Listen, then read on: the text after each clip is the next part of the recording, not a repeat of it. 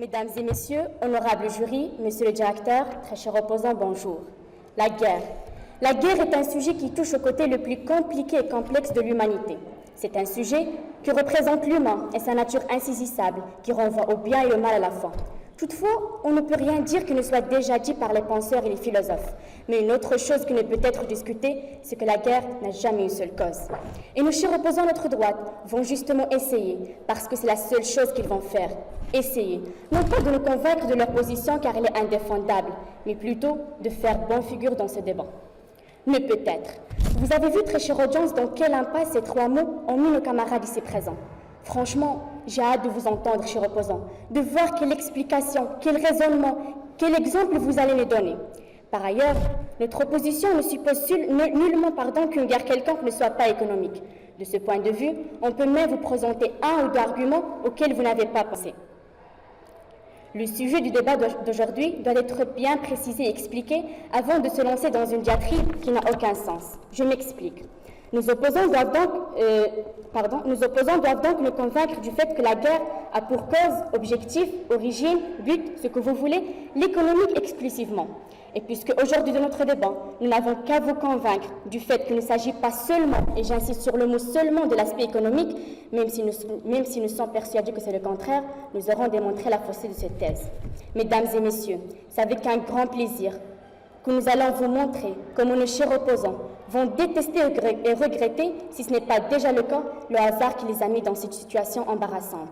Ils vont nous dire qu'on fait la guerre pour le pétrole, on fait la guerre pour s'enrichir, on fait la guerre pour les richesses des autres pays. Mais quel manque de jugement, car pardonnez-moi très chers opposants, mais si c'est ce genre de propos que vous allez tenir sur ce pupitre, c'est sûr que vos recherches ne valent pas mieux que les idées que j'ai à tout bout de champ dans les terrasses de café. Merci.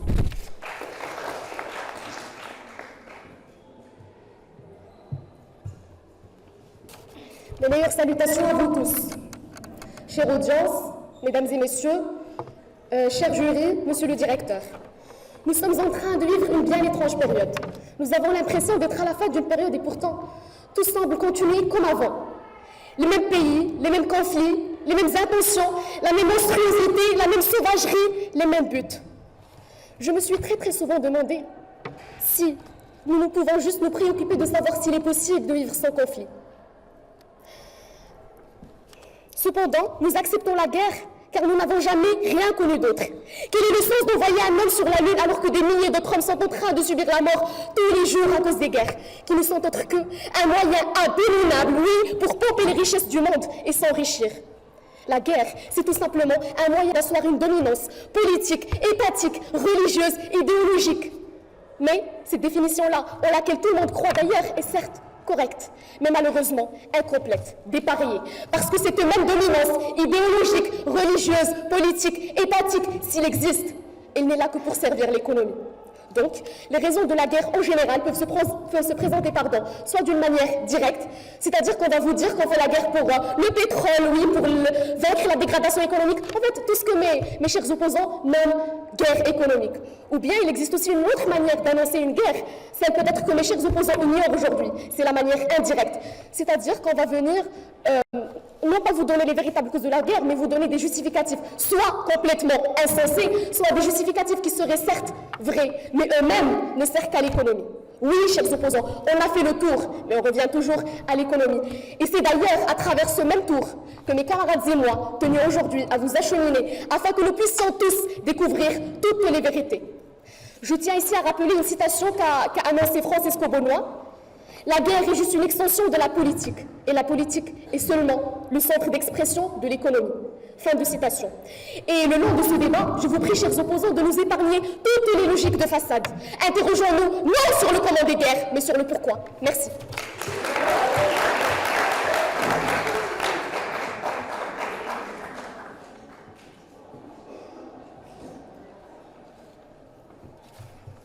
L'idée que l'économie est toujours la seule et véritable cause, même si elle n'est pas révélée. Donc pour vous, si la guerre éclate entre le Maroc et l'Algérie, ça va être purement économique. Ingénieur de votre part, et moi, qui croyais que le Maroc voulait protéger sa souveraineté territoriale.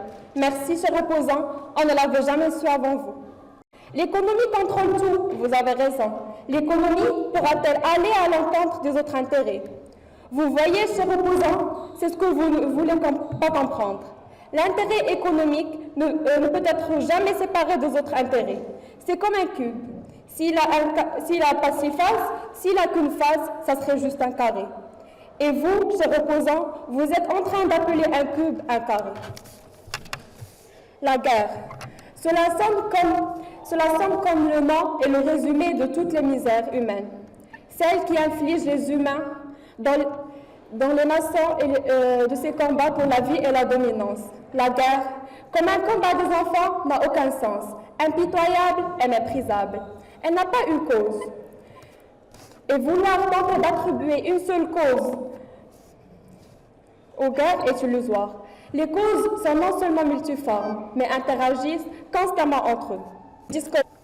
À l'heure actuelle, la plupart des conflits ont tendance à être intra-États et à découler de discordes religieuses, tribales ou ethniques, comme c'est le cas à Chypre, au Soudan, dans l'ex-Yougoslavie, en Côte d'Ivoire, dans certains pays du Sahel et de l'Afrique centrale. Cher auditoire, quel regard l'homme et le combattant que vous êtes portent-ils sur la guerre? C'est une tragédie où l'on tue pour ne pas être tué. C'est un mal pour ceux qui la font, et c'est un mal encore pire pour ceux qui la subissent.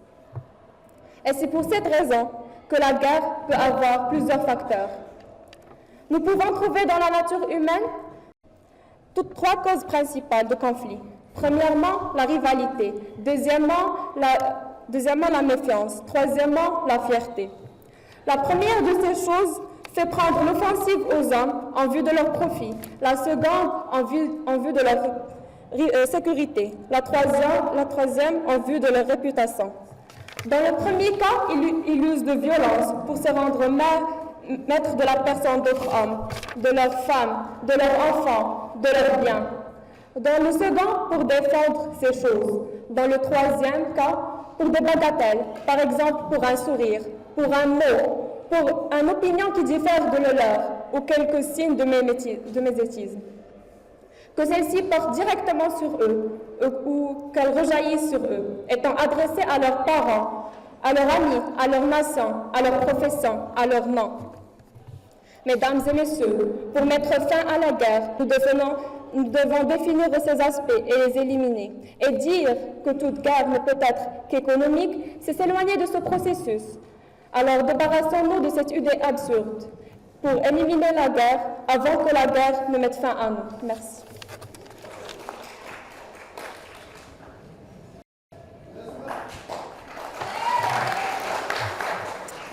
Chers camarades, vous nous parlez de hasard et vous blâmez le nôtre qui nous a mis dans cette position. Eh bien, moi, je vous dirais que le hasard fait bien les choses. Regardez notre position. Vous nous dites aussi qu'un cube a 6 faces, qu'un cube, vous nous parlez de cube.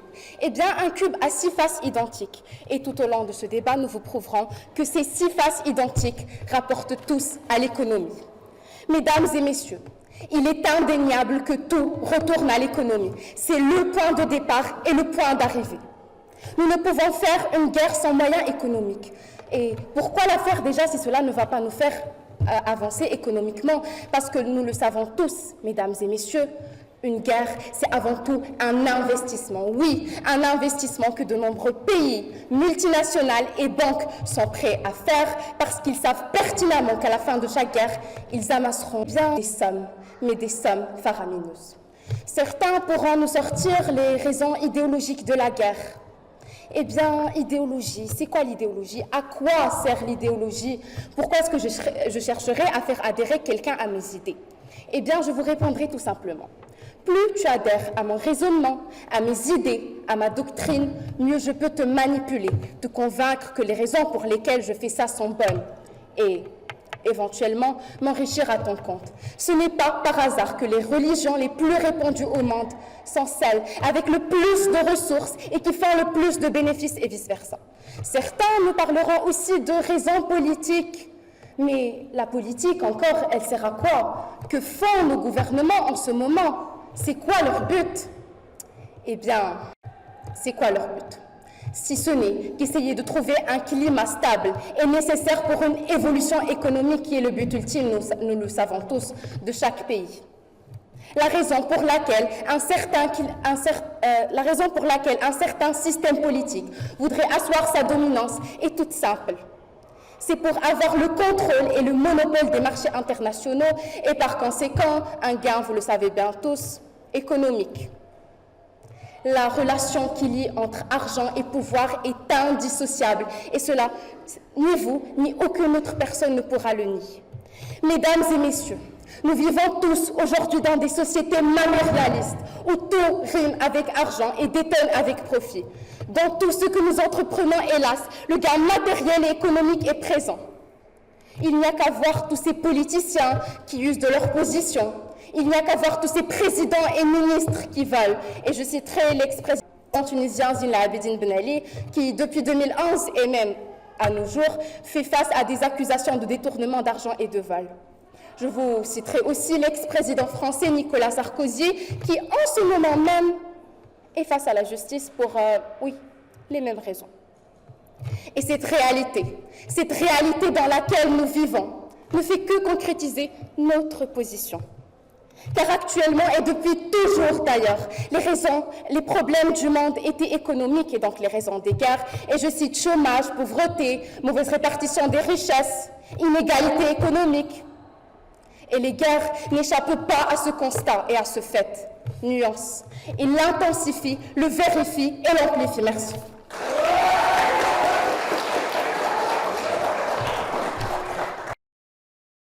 Chers opposants, vu votre attachement à défendre cette idée, ou plutôt cette position indéfendable, contradictoire à la réalité et à l'histoire de l'humanité, vu votre pauvre raisonnement misérable, vos arguments réfutables, cela ne peut être que justifiable, puisque votre opposition vous insiste à considérer que toute guerre ne peut être qu'économique.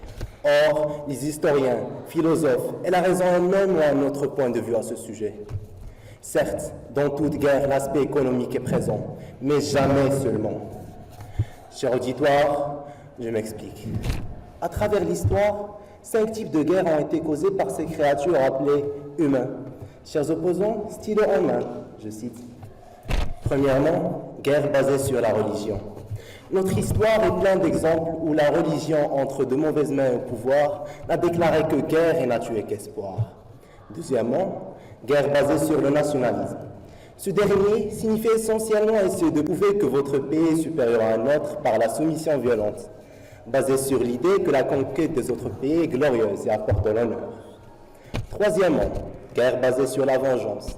Chercher à punir, à redresser un grief, ou tout simplement à riposter contre un affront. Malheureusement, cela a été un facteur dans de nombreuses guerres qu'a connues l'humanité. Quatrièmement, les guerres révolutionnaires. Une grande partie d'un pays se révolte contre une partie, ou plutôt le groupe qui dirige le pays pour une raison ou une autre. Principalement pour des raisons comme la peur, l'oppression et la misère. Cinquièmement et finalement, guerre à base économique ou à gain économique matériel. Celle-ci ne représente qu'un pourcentage de 2% des guerres qu'a connues l'humanité. Source, The International Magazine of Events and History. Et même dans celle-ci, l'aspect économique n'est qu'un parmi d'autres. Chers opposants, étant donné la nature de notre opposition, et notre sujet bien sûr, prouver l'existence d'une seule exception sera plus que suffisant pour défendre notre thèse. Heureusement, l'histoire assure nos arrières. Je vous laisse donc déduire que toute guerre peut être autre qu'économique. Merci.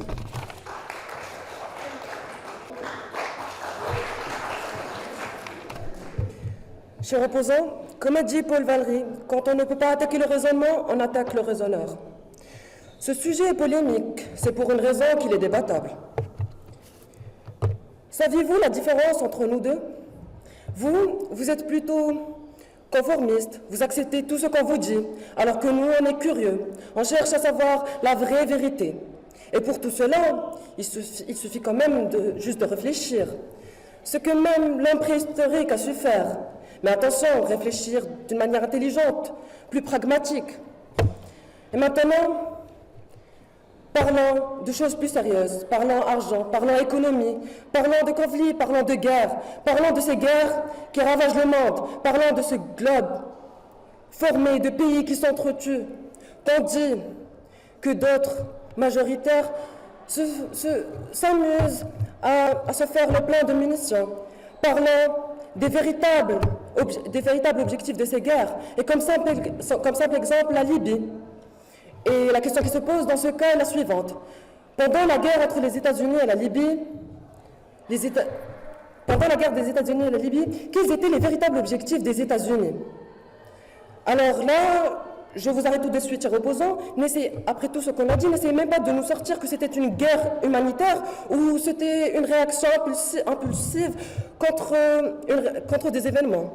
Car les États-Unis et la France avaient déjà préparé cette guerre. Et même l'amiral Garé a dit, nos forces étaient déjà positionnées contre la Libye. Washington, le 23 mars.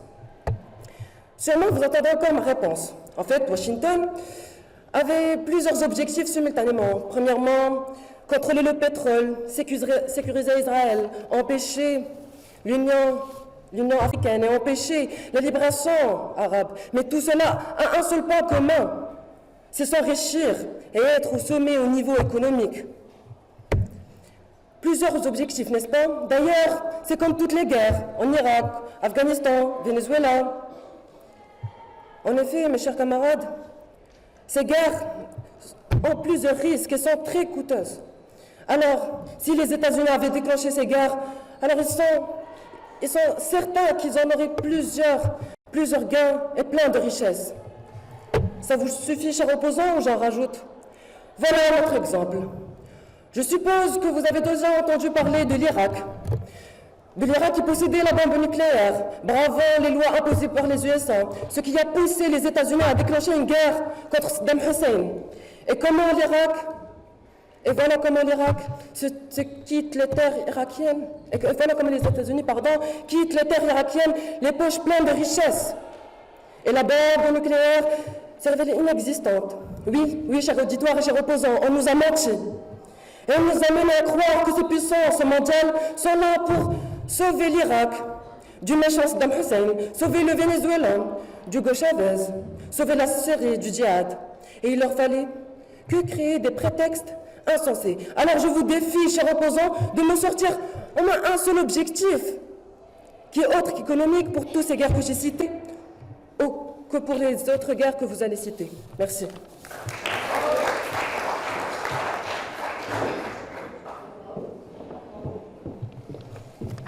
Chers opposants, si vous avez bien entendu nos deux interventions, on n'est pas en train de vous attaquer personnellement, mais on est en train d'attaquer votre position. Et ça, c'est le principe du débat. Et voyez-vous, être touché comme vous l'avez fait maintenant, prouve que vous êtes juste en train de cacher votre ignorance à propos du sujet derrière 2 ou 3 mots savants. Et puis, c'est vrai que c'est nous qui camouflons la réalité, parce que c'est nous qui cachons la guerre. C'est nous qui cachons les causes de la guerre derrière l'économie. Bref, la guerre n'est-elle pas la chose la plus horrible, la plus atroce, la plus dangereuse que l'humanité ait pu connaître? N'est-elle pas synonyme de malheur, de catastrophe, d'alerte rouge? Mesdames et messieurs, elle est synonyme d'alerte rouge, tout comme votre position. Parce que la guerre est sordide, la guerre est dangereuse. Et en trouver les causes est une nécessité. Et croire tout naïvement que sa seule et unique raison serait reliée à l'économie témoigne d'une pure niaiserie de votre part. Parce que quand on veut résoudre un problème, on cherche ses causes et on ne leur met pas cette grosse couche de fond de teint pour faire croire au monde qu'on est à 100% matérialiste. Parce que la vérité est loin de là, chère audience. Tout n'est pas relié à l'économie exclusivement. Permettez-moi maintenant de vous présenter ma thèse. Je vais vous montrer et vous prouver, en toute logique, qu'on ne se bat pas uniquement et exclusivement pour l'économie. Et je vais vous montrer et vous prouver, encore une fois, en toute logique, que vous avez tort, parce que visiblement, vous ne semblez pas être convaincus. Vous savez, d'ores et déjà, chaque être humain, chaque patrie, chaque pays défend son honneur, défend sa dignité. Nous savons déjà tous que la guerre, c'est entre 2 pays, 2 patries. Si on suppose maintenant qu'un d'entre eux attaque l'autre pour une raison purement économique, et ne craignez rien, chère audience, parce que je ne suis pas en train de les rejoindre, parce que eux, leur raisonnement s'arrête ici. L'autre pays, chers opposants, il est où? Et voyez-vous, c'est ça le malheur dans votre raisonnement, c'est ça le malheur dans votre logique, c'est que vous avez oublié la présence de l'autre. Il se bat pour quoi? Pour qui? Pour quelle raison? Eh bien, mesdames et messieurs, il se bat pour son honneur, pour sa dignité et pour sa place à l'échelle mondiale qui est en jeu. Et ça, c'est très loin de l'économie. L'exemple d'Israël et la Palestine, tout comme les autres exemples que vous avez cités, que vous allez encore citer et que nous allons citer, appuient mon raisonnement. Parce que si vous dites qu'une guerre n'est que économique, reviendrait à dire que le seul souci des États serait l'économie, tout en négligeant la politique, la religion, la réputation, l'honneur. Et vous dites qu'ils n'ont aucune valeur, comme si vous dites encore une fois que les malheurs ne peuvent être que bénéfiques. Or, ils peuvent l'être seulement et uniquement pour ceux qui en profitent, mais en aucun cas pour ceux qui les subissent. Permettez-moi finalement de vous donner une petite approche du sujet pour que vous saisissiez mon raisonnement une bonne fois pour toutes. Un médecin s'enrichit de la maladie de ses patients. Donc, selon votre magnifique raisonnement, la maladie ne peut être qu'économique. Chers camarades, ne vous fatiguez pas à nous balancer des arguments, parce qu'il n'y a aucun argument qui prouvera votre thèse. Parce que votre position, malheureusement, vous oblige à jeter sur la guerre un coup d'œil avec un seul œil, imparfait, le coup d'œil du borgne. Mais ne vous inquiétez surtout pas, parce que comme dit le proverbe, le borgne est roi dans le royaume des aveugles. Merci.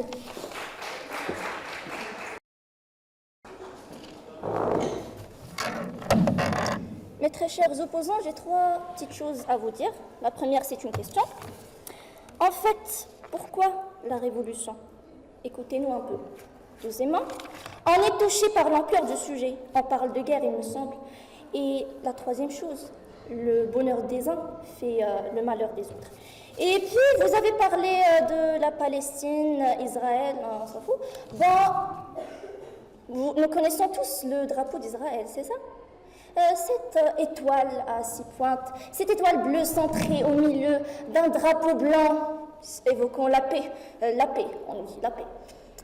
Et les 2 bandes horizontales qui évoquent le talit, oui, ce châle de prière des Juifs. Oui, bien sûr. Mais c'est ce qu'ils veulent nous faire croire, mes très chers opposants, car la première bande évoque en fait le fleuve du Nil, tandis que l'autre fait référence au fleuve de l'Euphrate ou du Tigre. Je ne suis pas vraiment sûre de cette information, mais j'en suis sûre que c'est l'un des deux. Et par coïncidence, je souligne encore une fois le terme par coïncidence, l'eau fera d'ici quelques années l'une des plus riches ressources. Alors, on peut clairement en déduire que conquérir la Palestine n'est que le premier pas d'un contrôle total de l'eau et puis, oui, très chers opposants, un contrôle total de l'économie mondiale. Vous l'avez très bien deviné, mes très chers opposants. Et vous avez aussi parlé de croisade, c'est ça? Alors, j'ai trouvé qu'il y a quelques années, un site a été créé. Ce site, il y avait à vendre des tickets, non pas des tickets de matchs de football, de théâtre ou n'importe quoi, mais c'était justement des tickets pour le paradis. Oui, une idée absurde, vous nous direz, et nous vous l'accordons, oui, c'est absurde, aberrant, oui, mais quand même, ça s'est vendu comme des petits pains. Et quel génie, c'est innovateur. Oui, il a un génie, il a amassé une fortune, des milliers de dollars, en vendant un petit bout de papier avec une image de nuage dessus et une promesse bidon. Alors, vous êtes sûrement en train de vous demander, mais quelle est la relation avec le sujet de notre débat? Oui, vous avez raison, si j'étais à votre place, je dirais la même chose. Mais la question qui se pose, c'est, n'est-ce pas ce que faisait l'Église il n'y a pas si longtemps? Hein? Elle profitait de ses soi-disant clients, mais ne pillerait jamais, en grand jamais, ses ennemis après les croisades. Mais bon, croyez-vous toujours aux guerres de religion, de patrie? J'en doute. Bon. De tout temps, les hommes, pour quelques morceaux de terre de plus ou de moins, se sont convenus entre eux à se dépouiller, se brûler, se tuer, s'égorger les uns les autres. Et pour le faire ingénieusement avec plus de sûreté, ils ont inventé de belles règles qu'on appelle l'art militaire. Fin de citation, Jean de la Bruyère. Jusqu'à récemment, la grande majorité de la population mondiale travaillait dans des fermes. Et la production totale était surtout la production agricole. Et cette production totale était limitée par la taille fixe des terres.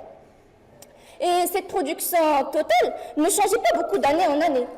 Le monde était un jeu à somme nulle. Et dans ce monde aussi stagnant, la seule façon de s'en sortir mieux était que quelqu'un d'autre s'en sorte moins bien.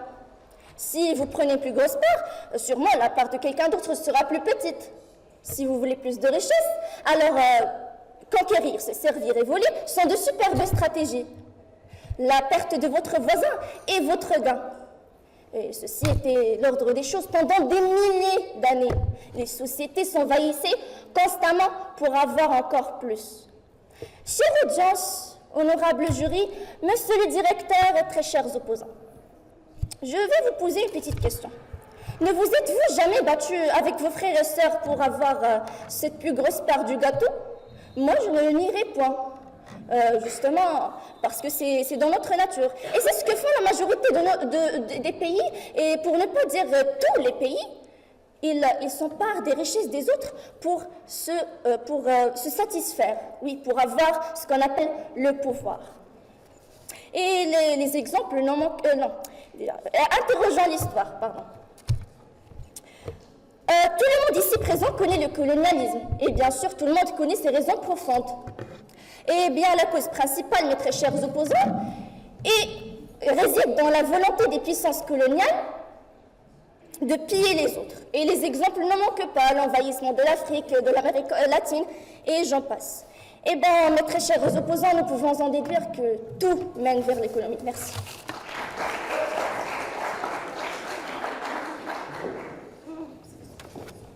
Chère opposante, merci beaucoup pour vos 3 remarques. En plus, vous dites que le bonheur des uns fait le malheur des autres. Chère audience, ils sont malheureux.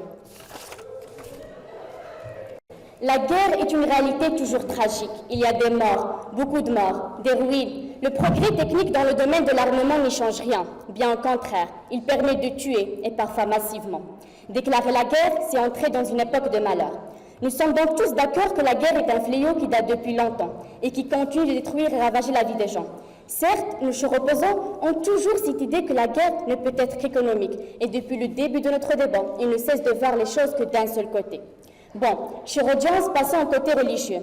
Oui, la religion est considérée comme l'une des causes capitales de la guerre, car les différences de croyances religieuses ont été source de conflits, comme le confirme l'exemple de l'organisation islamique des extrémistes, à savoir Daesh, qui sont en guerre perpétuelle afin d'imposer leurs croyances extrémistes et terroristes.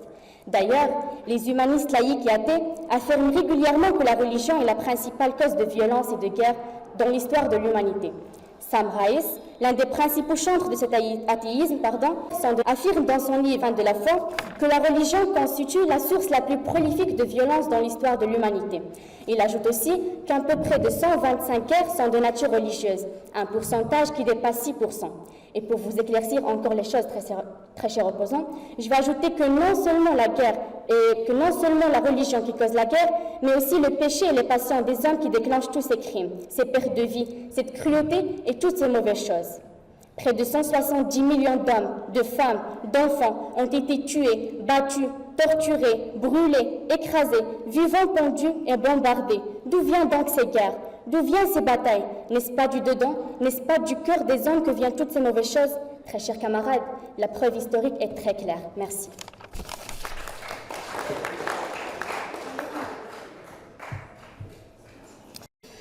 Très chers opposants, s'il y a bien quelqu'un qui est en train de répéter des idées qu'on lui a injectées, c'est bien vous. Et je vous l'ai dit au début de l'introduction, nous ne nous limitons pas aux logiques de façade qu'on nous a depuis toujours appris. Essayons de franchir les limites qu'on nous a depuis toujours tracées. Et j'aimerais juste répondre à ce que tu as dit tout à l'heure. Nous sommes touchés parce que je te rappelle, nous sommes en train de parler de guerre. Et vous avez aussi parlé de guerre de pouvoir. Je vous rappelle que qui dit pouvoir dit qui dit vengeance, pardon, dit pouvoir, et qui dit pouvoir dit argent. Alors s'il vous plaît, vous pouvez citer autant d'exemples que vous voulez, mais sans contradiction. Très chers opposants, je ne sais vraiment pas si vous êtes conscients qu'en ce moment même, de nombreux pays, je cite, le Tchad, la Syrie, le Soudan, etc., sont arrivés au point à considérer la guerre comme un train-train, comme une routine, comme une habitude. Mais voyez-vous, avant même que cette guerre ne soit éclatée, d'énormes complots sont réalisés et c'est ce que vous n'arrivez pas à réaliser. Je tiens à rappeler ce que le Premier ministre britannique, Lloyd George, a dit. Si les gens savaient à propos des guerres, ils se seraient tout de suite arrêtés. Mais les gens ne savent pas. Chers opposants, les guerres ne commencent pas par des bombes, comme vous le pensez. Toutes les guerres commencent par des mensonges, par des médias mensonges. On ne peut pas évidemment dire qu'on fait la guerre pour le pétrole, pour le fric, pour l'uranium, pour le gaz. Parce que tout simplement, cette guerre-là serait stoppée, elle serait freinée. Je tiens ici à rappeler l'exemple de la guerre qu'a déclenchée les États-Unis, cette grande force économique et financière contre le Vietnam, qui était considéré comme un pays paysan. Eh bien, cette guerre a été bien arrêtée. Pourquoi? Parce que le peuple américain n'était pas aveuglé parce qu'on essayait de lui injecter. Il avait compris l'enjeu de la guerre.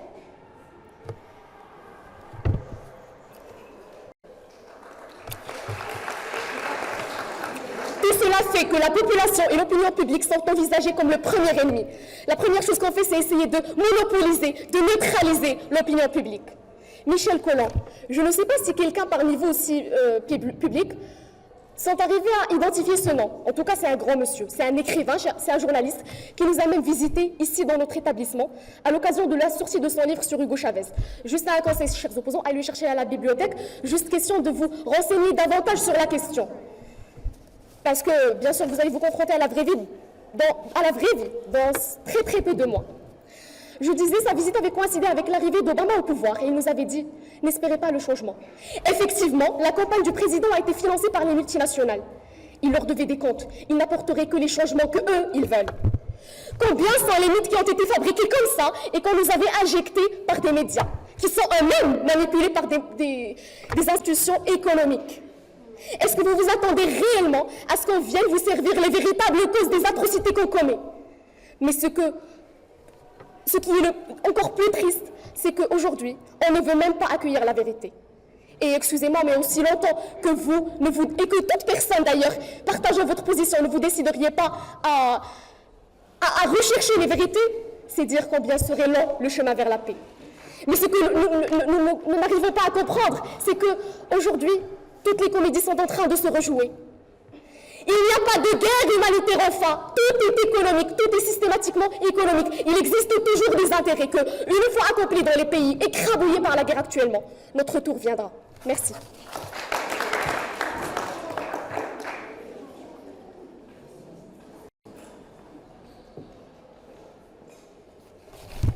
D'abord, merci pour vos conseils, chers opposants. Mais si vous croyez qu'on répète nos arguments, c'est juste que vous ne les avez pas bien saisis. Merci.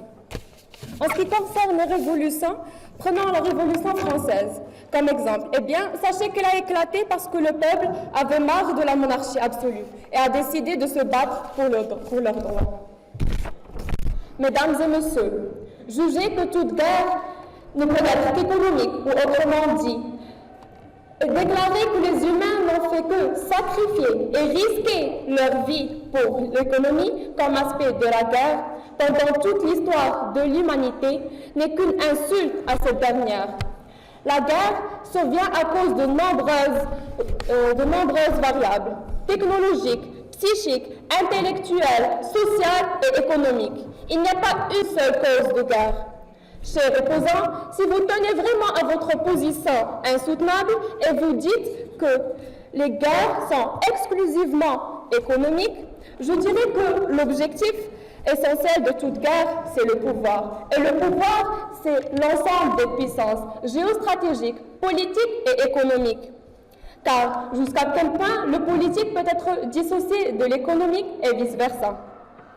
D'abord, une guerre économique, d'après l'encyclopédie Universalis en 2005, je cite, « La guerre dans une optique mercantiliste ou impérialiste peut consister en une action militaire ayant des finalités économiques. » Or, ce type de guerre n'a aucun n'a aucune relation avec notre sujet, puisque vous le voyez, celui-ci englobe toutes les guerres, même celles qui n'ont rien à voir avec l'économique. Dès lors, comment démontrer, prouver avec certitude que quelle que soit la guerre, elle ne peut être qu'économique?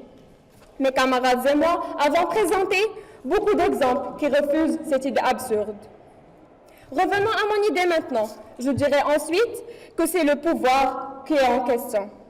Même si nous avions toutes les richesses dont nous avons besoin, ce n'est pas suffisant. Nous voudrions toujours plus, si seulement juste pour le prestige. Alexandre le Grand n'a pas eu de besoin économique pressant, mais il a conquis l'Asie, juste pour la gloire. Les Romains n'avaient aucun besoin de la Grande-Bretagne, mais Claudius, l'empereur de Rome, l'a fait. Pourquoi? Parce qu'il en voulait plus. Plus de prestige et plus de puissance. Voilà la seule chose qui pourrait constituer un objectif caractérisant toutes les guerres. Et dans ce sens, je reformulerai le sujet de notre débat pour dire que toutes les guerres ne peuvent être qu'une quête de s'acquérir et de récupérer le pouvoir. L'économique ne serait donc qu'un moyen, comme d'autres, pour se l'approprier et ne peut pas être une finalité en soi. Merci.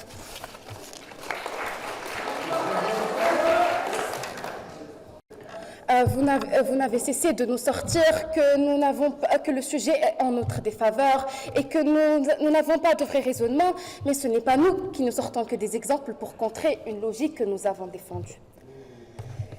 Ces raisons bidons, que c'est idéologique, politique, religieux, que c'est une guerre de patrie, que c'est une guerre d'honneur, ceci, c'est ce que l'on nous a tellement répété.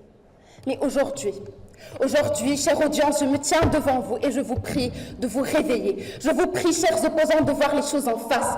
Parce que vous savez ce qui est pire que la guerre, eh bien, c'est l'ignorance. C'est ignorer la réalité des choses et faire comme si on ne la connaissait pas. Je vous prie d'appeler les choses par leur vrai nom. Une guerre, c'est une médaille. Oui, je le dis bien, c'est une médaille. Pas cette médaille qu'on attribue aux vainqueurs ou aux perdants. C'est une médaille à deux faces. Une médaille à deux revers. Économique est le vrai revers, mais idéologique, politique, religieuse est la face qu'on nous sert toujours. Une guerre, c'est dévastateur. Une guerre, c'est destructeur. C'est des innocents tués, des enfants violés et volés. Alors je vous prie de voir les choses en face, parce que les raisons ne sont que économiques.